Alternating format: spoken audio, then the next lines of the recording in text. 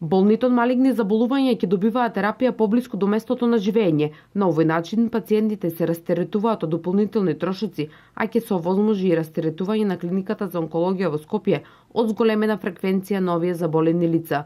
Со овој проект на Министерството за здравство ќе се овозможи околу 1000 пациенти од земјава да нема потреба да доаѓаат во Скопје. Постапката во останатите болници ќе ја контролираат лекари од клиниката за онкологија.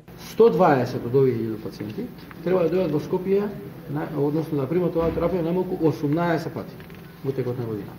Ова значи дека над 7000 посети помалку ќе има на клиниката за онкологија по комплетното воведување на целата оваа политика. Во втората фаза овој проект ќе се доусоврши и ќе се овозможи дисперзирање на хемотерапијата, односно најдневните хемотерапивски режими. Идејата е тие да бидат подготвени во клиниката за онкологија со претходно онлайн потврда во рамките на софтверот за адекватни резултати од биохемиските анализи на пациентите.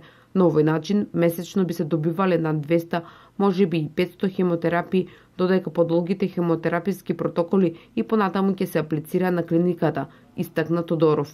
Односно, на еднодневните хемотераписки режими, идејата е тие да бидат подготвени на клиниката за онкологија со претходна онлайн потврда во рамки на софтверот за адекватни резултати од биохемиските анализи на пациентите.